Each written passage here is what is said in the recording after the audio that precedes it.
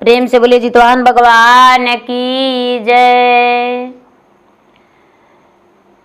गुरु भाई बहना, आप सभी को जितिया व्रत का बहुत बहुत बधाई।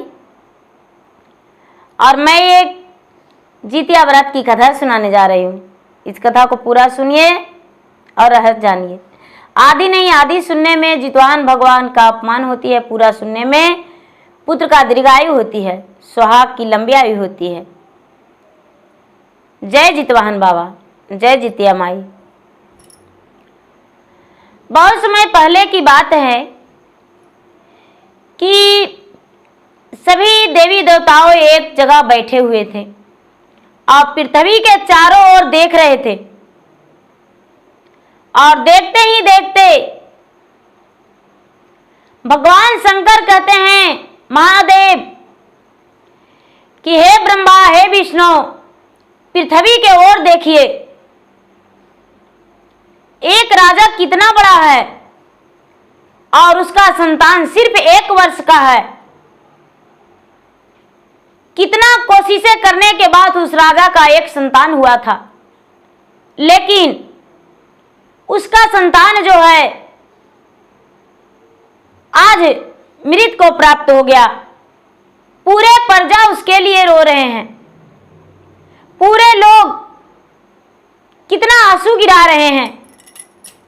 क्या उसका कोई उपाय नहीं है कि जिसमें पुत्र का दीर्घायु हो, पुत्र का लंबा आयु हो? ये बात सुनकर ब्रह्मा जी कहते हैं कि हे भगवान, मैं तो रचयिता हूं, क्या बताऊं, इसके बारे में मुझे कोई समझ नहीं है। विष्णु जी कहते हैं कि इसका निवारण तो है, इसका निवारण होगा, लेकिन इसके लिए किसी को पृथ्वी पे भेजना पड़ेगा। कहते हैं कि तो आखिर कौन है जिनके सहारे हम लोग पूरे पृथ्वी के लोग को भलाई करेंगे, उनका दीर्घायु होगा? कहते हैं कि तो ठीक है, एक शालिवाहन नाम का राजा है, वो निसंतान है, उनका कोई संतान नहीं है, वो बिल्कुल निपुत्र हैं। उनकी पत्नी का नाम सुनकर सारी लोग हट जाते हैं, कोई भी उसके पास नहीं बैठते हैं, नहीं उससे बातें करते हैं, सारी लोग बाज कहते हैं। और उसी का कुल में एक पुत्र देंगे जो कि पूरे नगर का लोग का राज्यपाल करेगा और रक्षा करेगा। उसी का नाम प्रज्वलित हो जाएगा, दीपक की तरह जलेगा। कहते हैं कि तो ठीक है, ये रचना रच दिया जाए। भगवान भोलेनाथ जो हैं सूर्य देव से प्रार्थना करते हैं, सूर्य देव से कहते हैं कि हे सूर्य भगवान, आपका अंश मिला होना चाहिए, जो पृथ्वी पर जाएगा पूरे पृथ्वी को राजपाल करने के लिए, उसमें आपका शक्ति होना चाहिए। सूर्य भगवान जो हैं वो भी अपना हाथ उठा दिए और बोले कि इसमें मेरा सहयोग रहेगा, आप उसे लोगों के कल्याण के लिए पृथ्वी पर जन्म दे दीजिए। शालिवाहन जो राजा थे, उनकी पत्नी उसी दिन के गर्भ रह गई। धीरे धीरे धीरे धीरे धीरे समय बीतने पर 9वां महीना के बाद उनके ओद्र से एक पुत्र जन्म लिया। और जब पुत्र जन्म लिया तो राजा शालिवाहन जो थे वो बड़े बड़े ब्राह्मण को बुलाए, बड़े बड़े ऋषियों को बुलाए नामकरण के लिए। उनके राजमहल के अंदर खुशियां ही खुशियां था, बधाई बज रहा था, सारे लोग बड़े खुश थे, राजा के द्वार पे मिठाइयां बढ़ रहा था। जब ब्राह्मण आए, ऋषिवर आए, तो उनका नाम उच्चारण करने लगे और कहते हैं कि हे राजन, आपका पुत्र का जिमुतवाहन नाम है और आपका जो पुत्र है बड़े भाग्यशाली है, बड़े छत्रवल्ली है। इनमें कोई भी बला इनके शरीर के पास नहीं आएंगे। ये पूरे संसार को कल्याण करेंगे और इनका नाम पूरा संसार में जाना जाएगा। राजा शालिवाहन कहते हैं कि ये कैसे हो सकता है, ये तो एक नन्हा सा बालक है। ऋषि मुनि कहते हैं कि आप देखते रहिए ये कैसे होता है। ऐसा कहकर और ब्राह्मण भी अपने घर चले गए और ऋषि मुनि अपने स्थान पे चले गए। धीरे धीरे अपने माता के गोद में जितवाहन पलने बढ़ने लगे, पलने बढ़ने लगे। बढ़ते बढ़ते बढ़ते बढ़ते एक बार की बात है, राजा कहते हैं कि अब मेरा इस राज से कोई लगाव नहीं, हम इस राज में नहीं रहना चाहते हैं, इस राज को त्याग करना चाहते हैं। ऐसा बात सुनकर रानी बड़ी दुखी हो गई और कहती है कि हे स्वामीनाथ, आप इस राज को कैसे त्याग कर सकते हैं? इस राज में यदि आप त्याग कर दीजिएगा तो मेरा प्रजा क्या करेगा? और मेरा तो एक पुत्र भी है। जब हम निसंतान थे तब आप तो कोई त्याग नहीं किए, लेकिन जब मेरा उदर से एक पुत्र जन्म लिया है तो भला पूरे संसार को, पूरे राज को और अपने घर और परिवार पुत्र सहित त्यागने को लिए तैयार हैं। ये बात सुनकर राजा के मन में तनिक भी दया नहीं आया और कहते हैं, लोग कहते हैं दीदी कि भगवान के रचना, भगवान का महिमा किस रूप से उनका नाम जाना जाएगा, कैसे भगवान प्रचलित करवाएंगे, कैसे उन्हें शक्तियां देंगे, पूरे संसार का कल्याण कैसे होगा, विजय प्राप्त कैसे होगा, वो तो भगवान ही रचेंगे, हम और आप तो नहीं रच सकते हैं। राजा जो थे, राज अपने त्याग कर और वन में चले गए।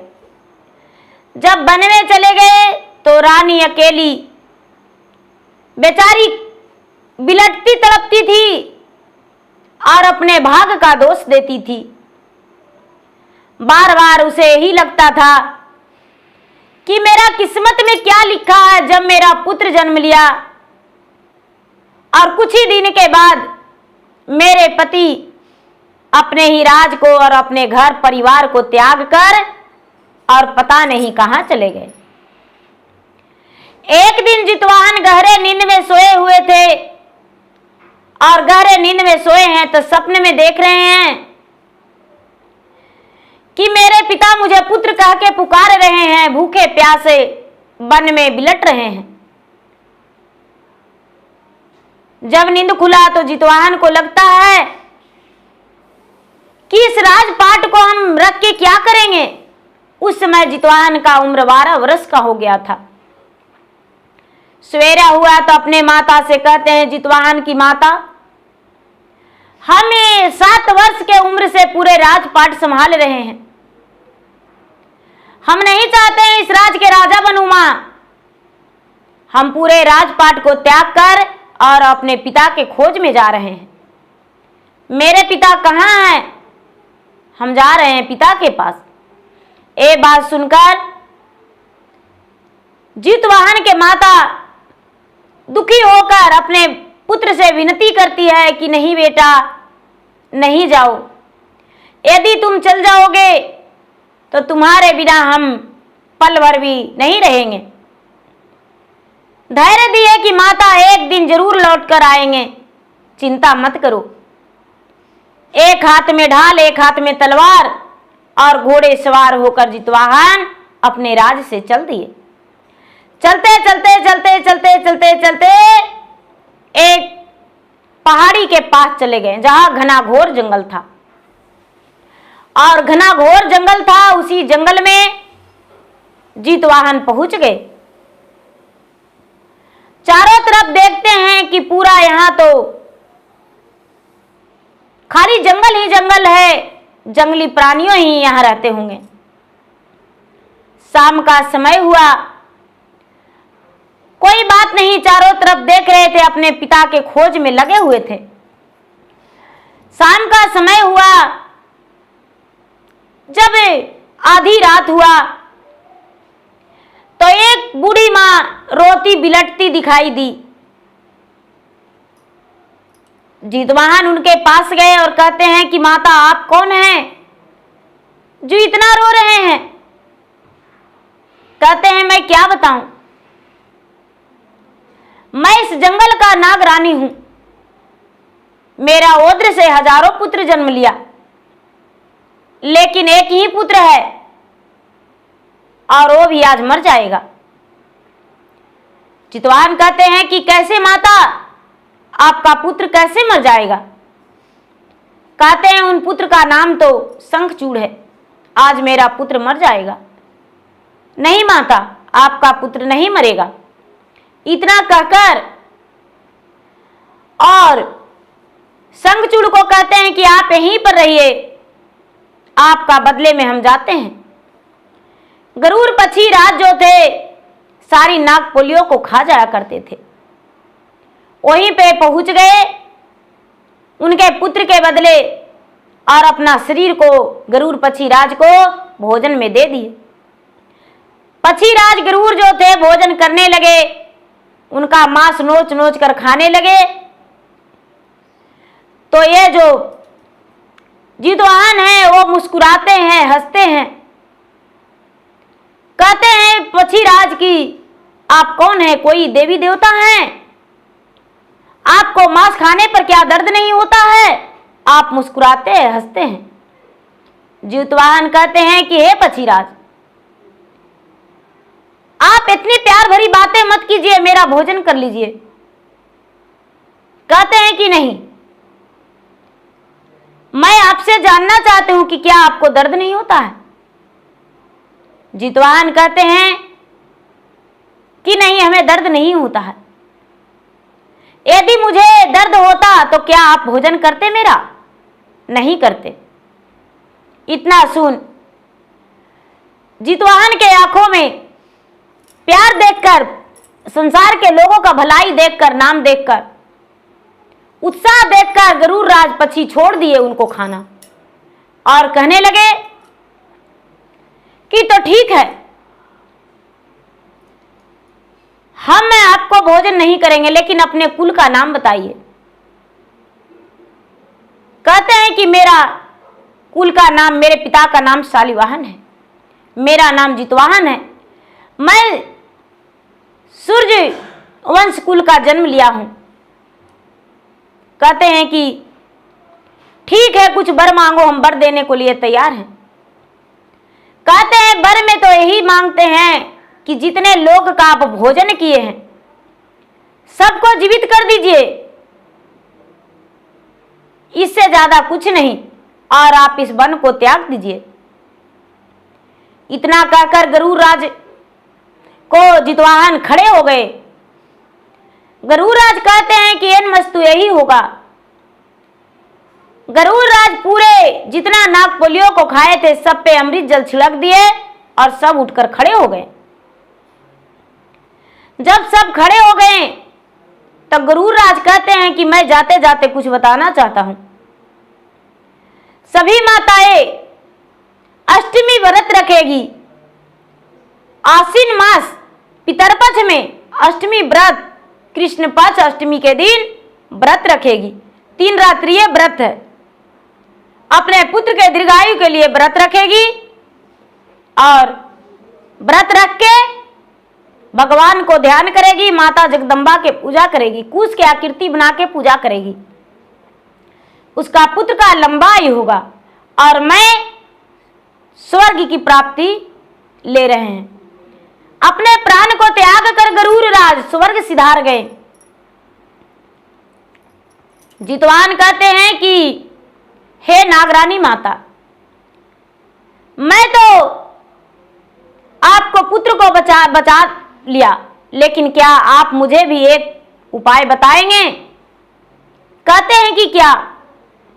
तो मेरे पिता इसी वन में रहते हैं, क्या मेरे पिता के बारे में आप मुझे बताएंगे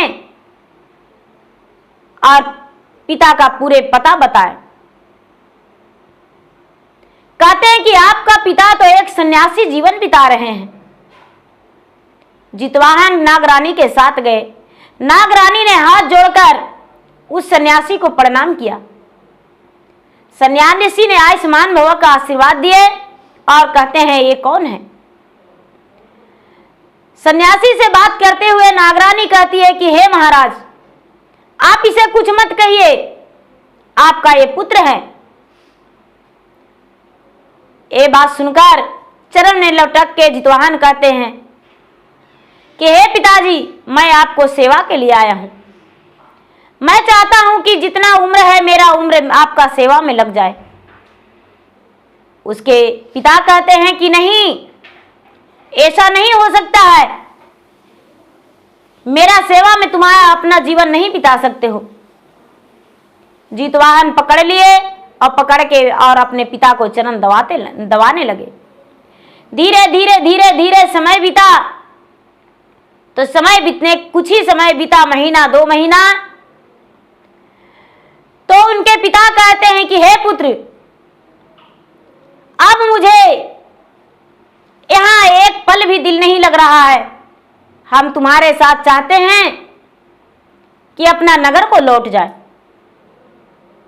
जितवाहन जो थे, जितवाहन अपने नगर, अपने पिता को लेकर नगर को लौट आए। जब लौट आए तो जितवाहन के जो पिता थे, जितवाहन का विवाह कर दिए। धीरे धीरे समय बीतने पर जितवाहन अपने घर को त्याग दिए। त्याग कर पूरा चारों नगर में घूमने लगे और अपना नाम को प्रचलित करने लगे। लोगों को रक्षा करने लगे। जो भी मृत को प्राप्त हो गया था उसे भी जीवित करने लगे। और अष्टमी व्रत, कृष्ण पक्ष आश्विन मास अष्टमी को सभी माताओं को व्रत करने को लिए बताए और पूरे अपने बारे में बताए और बताकर निराहार निराजल रहने को बोले। पूर्वजों को नाम से पूजा पाठ करने को बोले। सारी माताएं पूजा पाठ करने लगी।